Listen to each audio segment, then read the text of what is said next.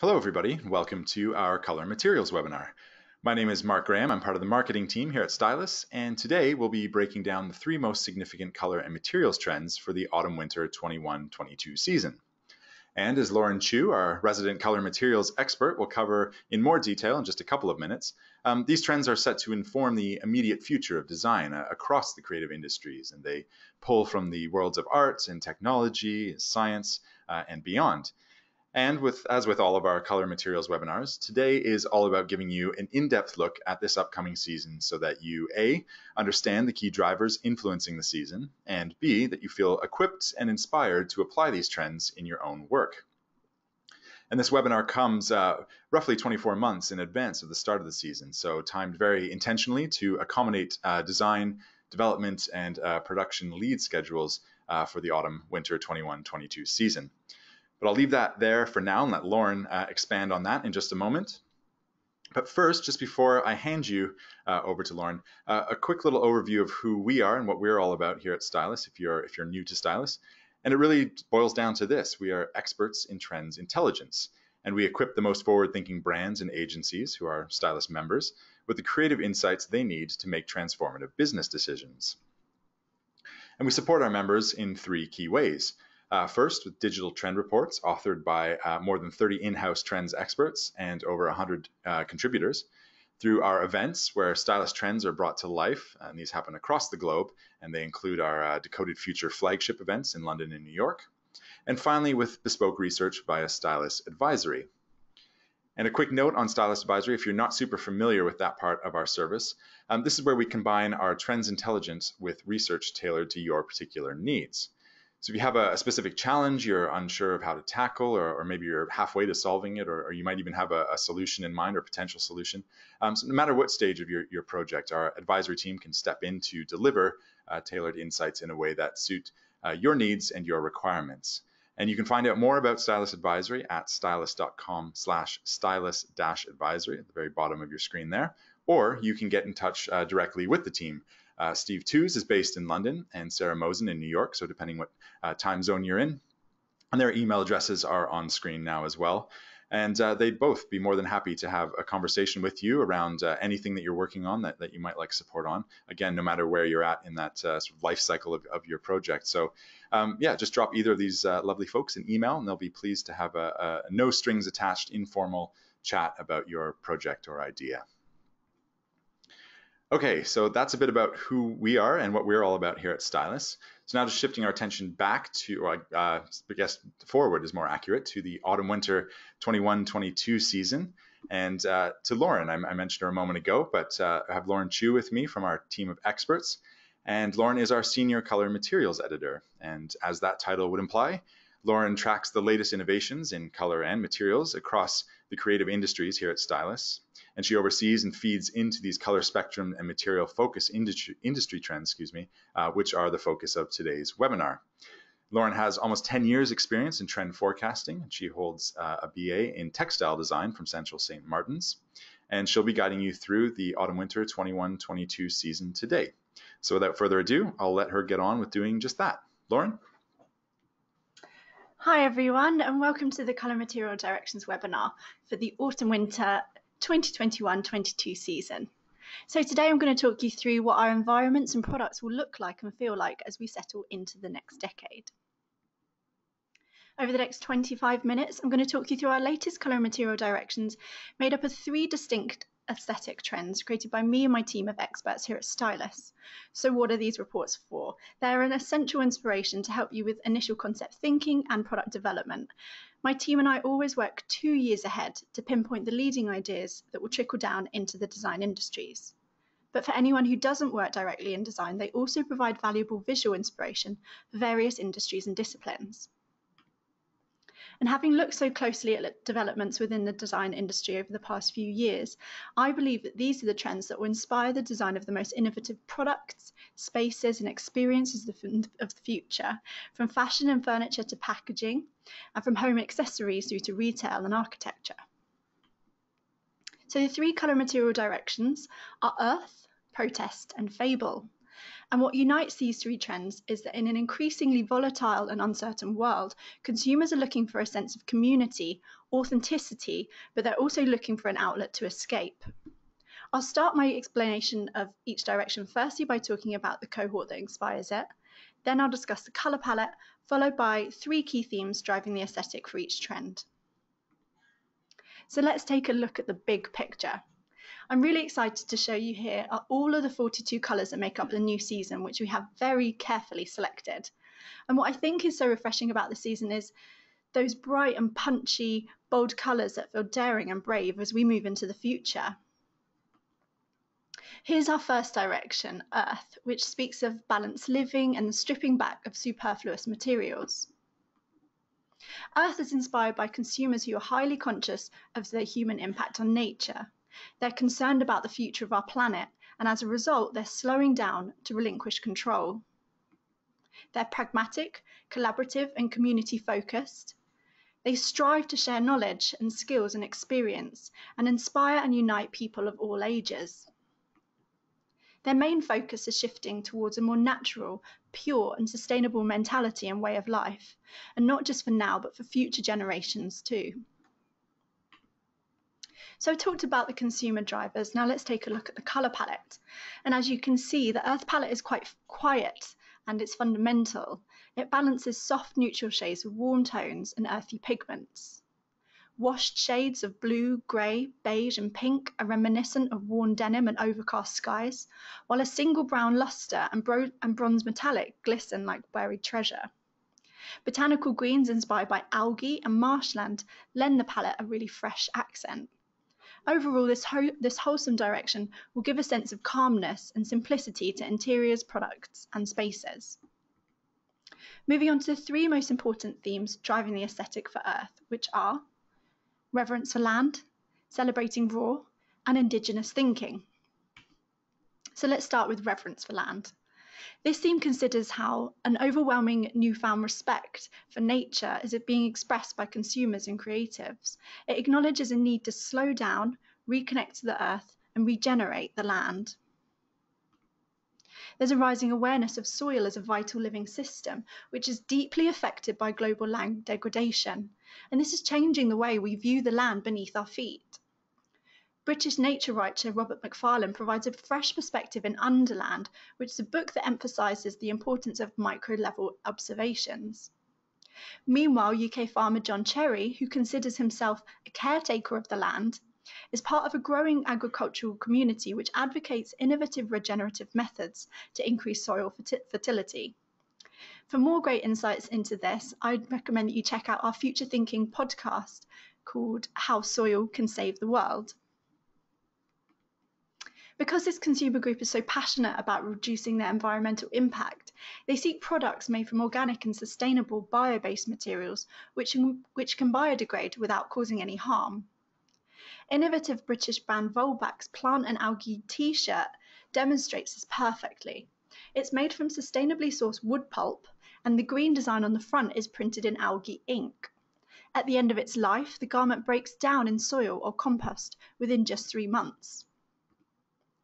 Another hero case study is packaging by British wellness brand Heckles, which it calls bio-contributing.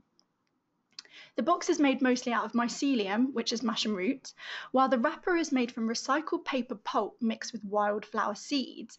So these can be buried together to improve soil quality, with the mycelium even helping to fertilise the seeds. And going forward, bio-based materials will aid eco-friendly construction that positively impacts the planet. And mycelium and algae show great promise for this. Oh, it's also worth mentioning that London Somerset House is hosting an exhibition in 2020 called Mushrooms, the Art and Design of Future Fungi.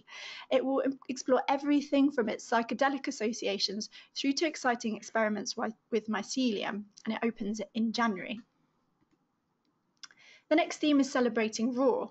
Designers are ditching excessive processing and dyes in favour of using materials in their most raw and pure forms.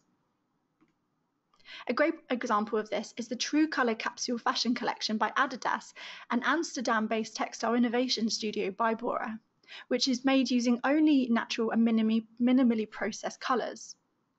Meanwhile, Raw is a range of breathable activewear from Warsaw-based This Is Paper Studio, which is made from sustainably sourced Polish crushed linen. Humble organic fibres such as linen, wool and flax are being revisited within textiles, their natural properties celebrated and exploited. On the left, Italian designer Caterina Tioli revisits the historic use of potato starch as a mean to stiffen unspun wool, which can then be woven into textiles, which becomes super soft when it's washed. And in the middle is a woven textile made from raw linen, wild silk, jute and hemp by Korean artist Sujin Kang. And on the right, French designer Pauline Esperon works with unrefined flax to create furnishings that express the fiber's soft and silky properties. The celebration of raw finishes extends beyond textiles too. Aged patinas and oxidized metallics are cherished as decorative features as we place greater emphasis on weathered surfaces that evolve over time. All of these case studies capture an appreciation of raw surfaces which can be applied to anything from fashion and interior products to industrial design. The third theme for Earth is Indigenous thinking. This looks at how the unique ancient wisdom of Indigenous living can inspire contemporary design, which is conscientious, long-lasting, and capable of coexisting with nature. The image highlighted here is from a new book called Low-Tech Design by Radical Indigenism by US-based academic and author Julia Watson. It explores how ancient human ingenuity and nature-based technologies have been thriving across 20 different countries. And we're already seeing architects learning from and paying homage to indigenous techniques such as bamboo weaving. Loom Temple is a bamboo yoga pavilion in Tulum which exploits the material's unique sustainability credentials. Mexican studio Colab Design Office also chose bamboo for its ability to resist hurricane forces. And at London Design Festival, Japanese architect Kengo Kuma took inspiration from traditional Japanese bamboo architecture to produce a carbon fibre reinforced bamboo sculpture. It's strong enough to be used in self-supporting structures, yet it will yield and flex during an earthquake. Innovations like these will be especially useful when it comes to dealing with extreme weather conditions worsened by climate change. Kengo Kuma has also turned his attention to performance footwear. He recently collaborated with sportswear brand Asics on the Meta Ride sneaker. The shoe's upper features a crisscrossing pattern of interwoven synthetic strips, which references a Japanese traditional crafting technique known as yatara knitting.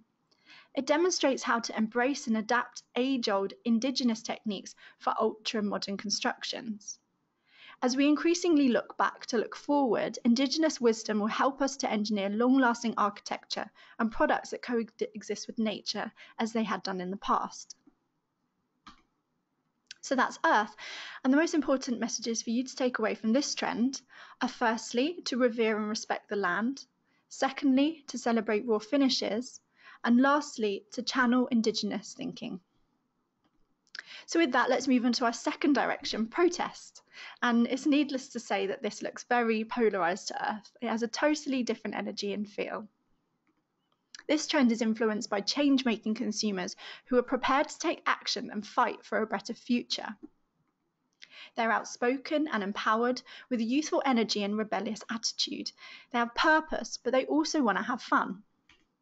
These consumers want to revolt against manufactured perfection and instead support individuality and alternative tastes.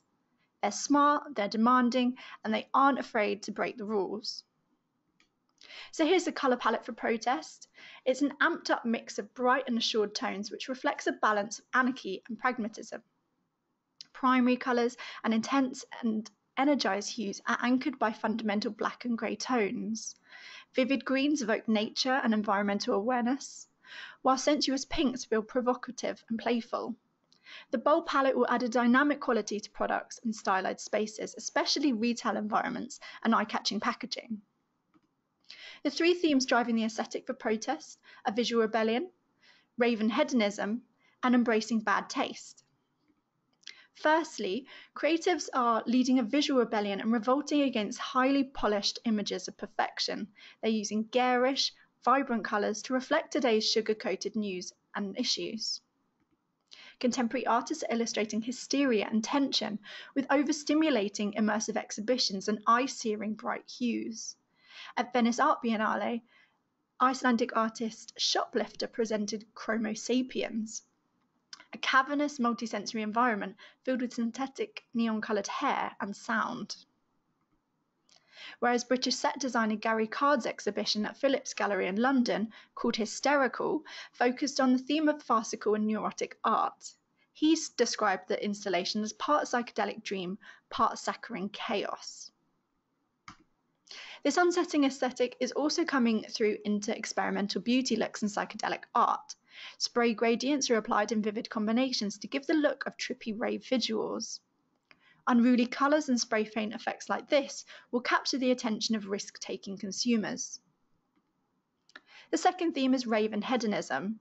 It acknowledges the return of rave culture and its energetic spirit, reflecting a desire for hedonistic escapism during difficult times. London's Saatchi Gallery presented an immersive audiovisual exhibition this summer called Sweet Harmony Rave Today, which explored the impact and atmosphere of the 80s and 90s club scenes and the acid house revolution. The image on the left is the exhibition poster, while on the right is a collection of original club posters and signage. And here's some original photography, which really taps into a sense of nostalgia and the idea of dancing as a fun protest. London agency Studio Moros and Melbourne-based artist Nick Hamilton captured the emotions of clubbing through these electrifying animated visuals for Manchester nightclub hosts The Warehouse Project. The images lead the viewer from the building details to the destruction of reality to represent that feeling as you lose yourself in a rave.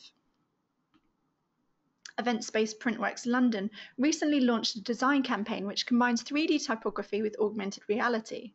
London design studio OMSE took inspiration from print press rollers, which are brought to life in revolving black and white animations when viewed through the Printworks AR app.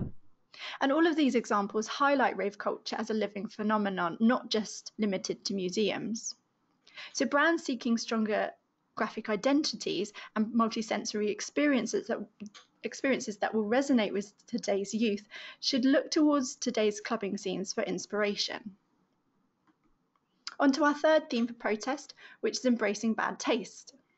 From garish bright colours and disobedient forms to clunky shapes and hyperreal surfaces, designers are championing daring looks in reality and online.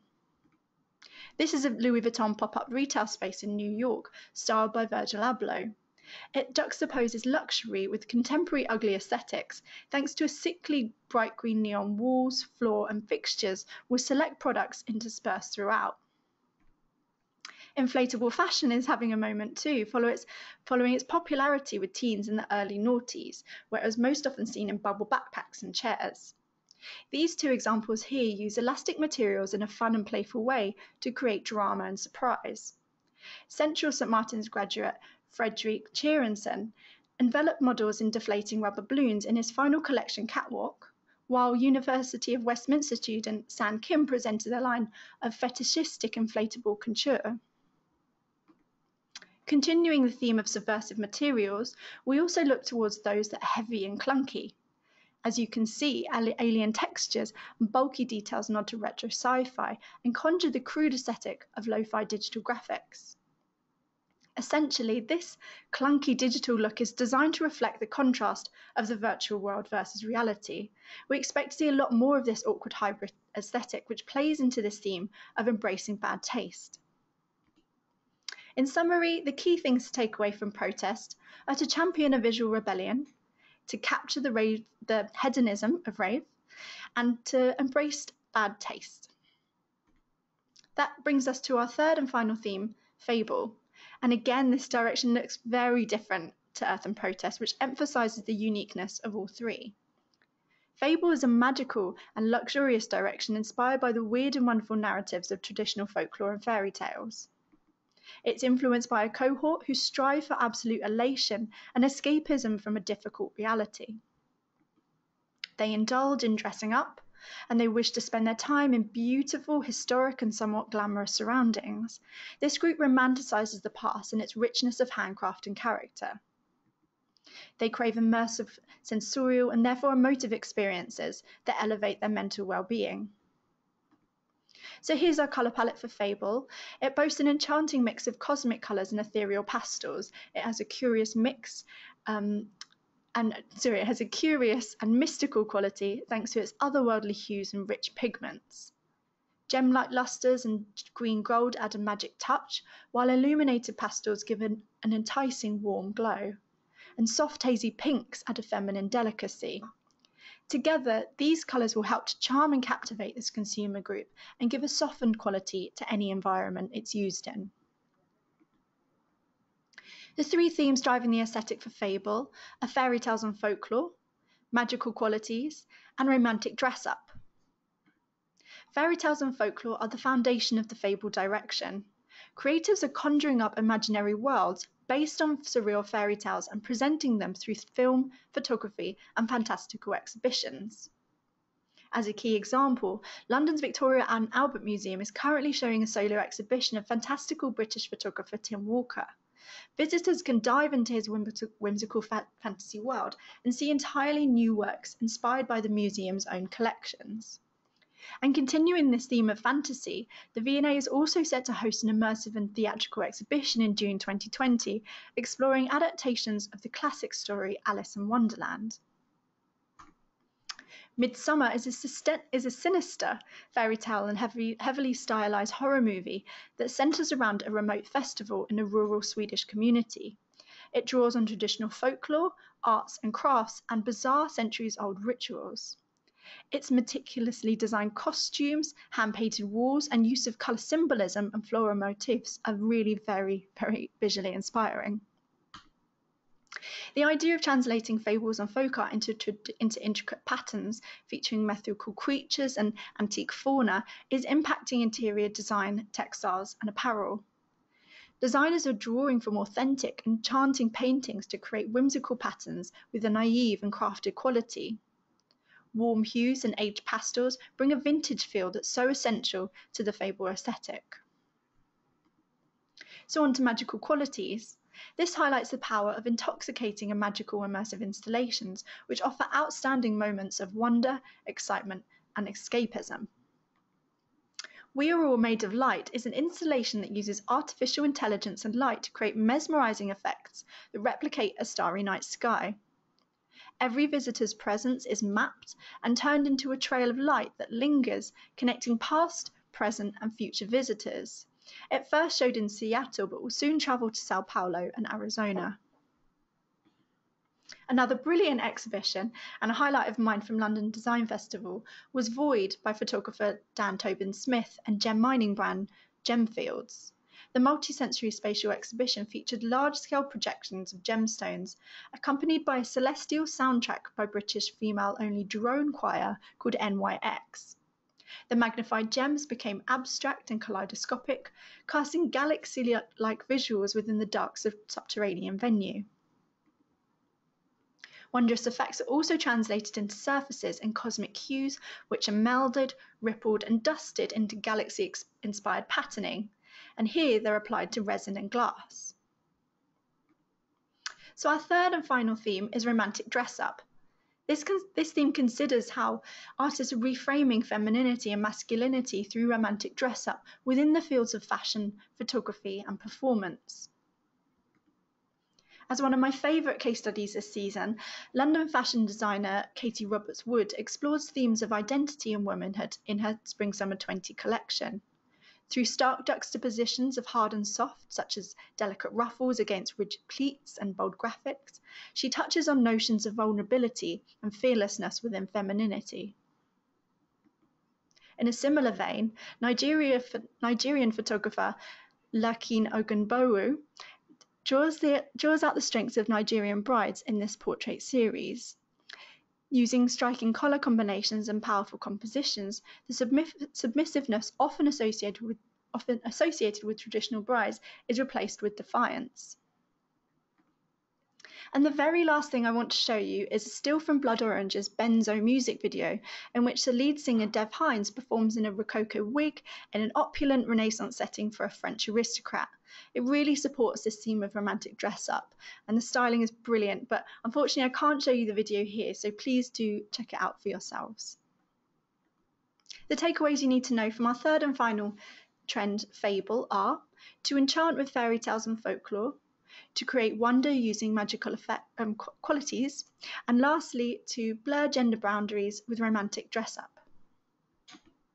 So that wraps up this light version of our colour material directions, made up of our three latest directions, Earth, Protest and Fable, and I hope that's given you a clear sense of what the start of 2022 is going to look like and feel like, and an understanding of what the future consumer is going to want. The 6 full reports with many more insights, case studies and downloadable high-res images and colour chips can be found on our site. These 3 directions are the foundation for the Autumn-Winter 21-22 seasonal reporting at Stylus, so look out for updates from the fashion, beauty and product design teams publishing in January. And with that, I'll hand you back to Mark to wrap up. Cool, thank you, Lauren. I was just thinking that I sit just my desk at Stylus is just kind of off one of the breakout rooms that Lauren and the team often use to build up these directions over time. And as I come and go from my desk, I get to see all these sort of mood boards and different things as these directions evolve. So it's always really interesting to see these webinars and to read through the directions to sort of see how they all kind of come together in the end. So and always, as always, another sort of stunning presentation, so much to look at in these color materials webinars. And I was also thinking during your presentation about the piece that Charlie, our brand editor, did recently, profiling you, Lauren, and Emily, our director of product design, and looking at how you develop these directions basically 2 years ahead of time, and how Stylus members across industries use them, not just in the realms of fashion and product design, where their applications might be a bit more obvious at first glance, but across industries, how people are using these. And I think Charlie referred to you as the unsung heroes here at Stylus. So shout out to Lauren and the rest of the color materials and product design teams and all the work that they do to develop these directions and pull them together. So yeah, thanks again, Lauren. Well done. And for our listeners, if you haven't seen that piece, it's available on The Brief, our blog on Stylus. So just stylus.com/thebrief, and you can see that sort of Q&A with Lauren and Emily there. And as Lauren alluded to at the very end there, for a deeper dive into the Autumn-Winter 21-22 season, do head over to the Stylus website. If you go to stylus.com/color-and-materials, and that is color with a U. Just need to make mention of that. The link is at the top of your screen now, and you'll be able to access there all of those the written reports and directions and the case studies, the color chips, and everything that Lauren mentioned there just a moment ago. So do check those out. And one final little plug here, again, something that Lauren touched on briefly in her presentation, that is for our Future Thinking podcast. And it's available on iTunes or Spotify or wherever you get your podcasts. And each episode offers a fascinating journey into the future as Stylus experts, alongside industry thought leaders and commentators, unpack tomorrow's trends and unearth bold new opportunities for brands. So the wide range of topics and industries covered there. There's, I think, we're over almost maybe 40 episodes now, getting close to that anyways, each, as I say, offering that fascinating journey into the future. Each episode runs around the 20 to 25 minute mark, so perfect for your commute or some inspiration over lunchtime. And again, they're all available on iTunes or Spotify or wherever you get your podcast. So just search for Stylus Future Thinking. Okay, so that brings us to a close for today. I'd like to thank you all again for tuning in, and thank you to Lauren. And keep an eye out for information about our first webinar of 2020 coming soon. We'll see you later.